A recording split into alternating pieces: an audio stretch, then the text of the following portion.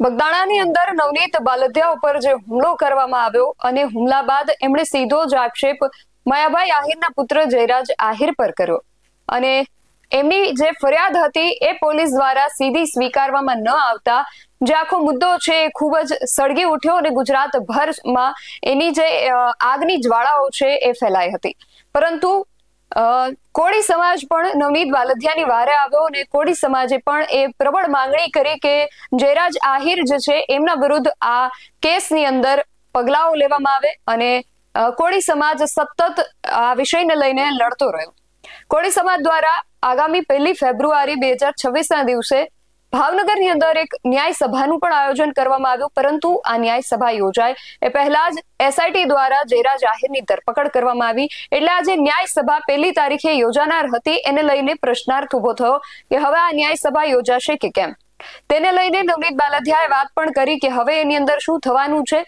આ જે સભા છે કોળી સમાજનું જે મહાસંમેલન છે એ તો યોજાવાનું છે, પરંતુ આ જે સભા છે એને ન્યાય સભા તરીકે નહીં પરંતુ આભાર વિધિ તરીકે લેવામાં આવશે. પરંતુ ભાવનગરની અંદર આ સભાને લઈને જ્યારે ઠેર ઠેર પોસ્ટરો અને બેનર લાગ્યા છે ત્યારે એ પોસ્ટર અને બેનરને કોઈ લોકો બાઇક પર આવે છે અને ફાડીને લઈ જાય છે. આ વિષયને લઈને એક અપડેટ સામે આવી રહી છે. શું છે સમગ્ર વિષય જાણીએ આ અહેવાલમાં. જય હિન્દ, BSI TV ન્યૂઝ પર આપની સાથે હું છું નિધિ ગઢવી. બગદાણાની અંદર બબાલ થઈ અને એના પડઘા ગુજરાતભરની અંદર સંભળાયા, પરંતુ આ જે બબાલ હતી એ હવે 1 ફેબ્રુઆરીએ ભાવનગર સુધી પહોંચવાની છે અને ભાવનગરની અંદર કોળી સમાજ દ્વારા એક મહાસંમેલનનું આયોજન કરવામાં આવ્યું છે. અગાઉ એવું આયોજન હતું કે આ જે મહાસંમેલન છે એને ન્યાય સભા તરીકે જોવામાં આવશે અને નવનીત બાલદિયા માટે આ મહાસંમેલનની અંદર ન્યાયની માંગણી કરવામાં આવશે. પરંતુ હવે જયરાજ આહિરની ધરપકડ થઈ ચૂકી છે એટલે નવનીત બાલદિયા દ્વારા જેવું જણાવવામાં આવ્યું છે કે આ જે મહાસભા છે એને હવે આભાર વિધિ તરીકે ડાયવર્ટ કરવામાં આવશે અને હવે આ સભાની અંદર જે પણ એમના સમાજના અને રાજકીય આગેવાનોએ એમને અહીંયા સુધી પહોંચવામાં મદદ કરી છે એમની આભાર વિધિ પ્રગટ કરવામાં આવશે અને સરકારનો પણ આભાર આ કાર્યક્રમની અંદર માનવામાં આવશે. આ જે કાર્યક્રમ 1 તારીખે યોજાવાનો છે એનું ભાવનગરની અંદર એના ઠેર ઠેર પોસ્ટરો અને બેનરો લાગ્યા છે અને ભાવનગરના સરિતા સોસાયટી જે વિસ્તાર છે ત્યાંના એક સીસીટીવી વિડીયો વાયરલ થઈ રહ્યો છે અત્યારે, જેની અંદર 2 લોકો બાઇક પર આવે છે અને આ જે પોસ્ટરો લાગેલા છે ને ફાડીને બાઇક પર લઈ જાય છે.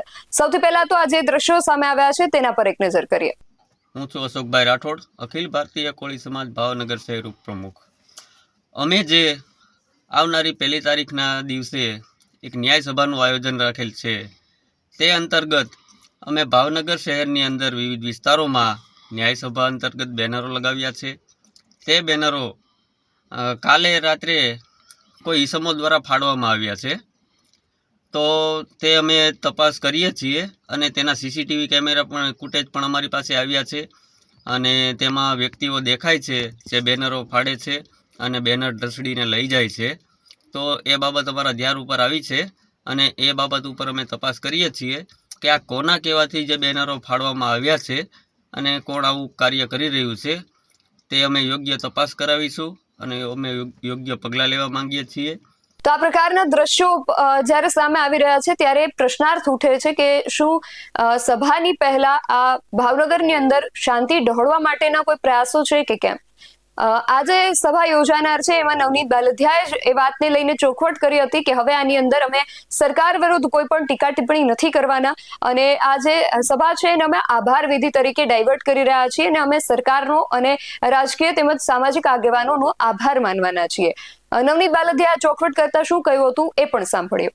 આ નવનીતભાઈ ભાવનગર શહેરમાં મહાસંમેલન યોજાવા જઈ રહ્યું છે 1 તારીખે, તો તમારું શું કહેવું છે? એ જે મહાસંમેલન છે એ અમે જે જયરાજ આહિર પકડાણો એ પહેલાંનું નક્કી થયેલું હતું અમારે. હવે અમે એ સ્વાગત વિધિ માટે એ કાર્યક્રમ ડાયવર્ટ કરવાના છીએ. કોઈ સરકાર વિરુદ્ધ અમે કોઈ એવા ભાષણો કે કોઈ ઉશ્કેરણીજનક કોઈ ટીકા ટિપ્પણી કરવાના નથી અને અમે ફક્ત અને ફક્ત અમારા આગેવાનો સરકારશ્રીનો આભાર માનવા માટે અમે એ આયોજન રાખેલું છે. તો નવનીત બાલદિયા દ્વારા તો કહેવામાં આવ્યું છે કે આ જે સભા છે એને હવે ન્યાય સભા તરીકે નહીં પરંતુ આભાર વિધિ તરીકે લેવામાં આવશે. પરંતુ હવે આવી કોઈ સભાના પોસ્ટરો આ લોકો દ્વારા ફાળવામાં આવ્યા છે, ત્યારે એને લઈને હવે કોળી સમાજ આગળ જઈને શું પગલાં લે છે એ ખાસ જોવાનું રહેશે. તમારું આ વિષયને લઈને શું માનવું છે અમને કમેન્ટ કરીને ચોક્કસથી જણાવજો. આવા જ વધુ અહેવાલો સાથે મળતા રહીશું. તમે મારી યુટ્યુબ ચેનલને સબસ્ક્રાઇબ કરવાનું અને અમને ફેસબુક અને ઇન્સ્ટાગ્રામ પર ફોલો કરવાનું ભૂલશો નહીં.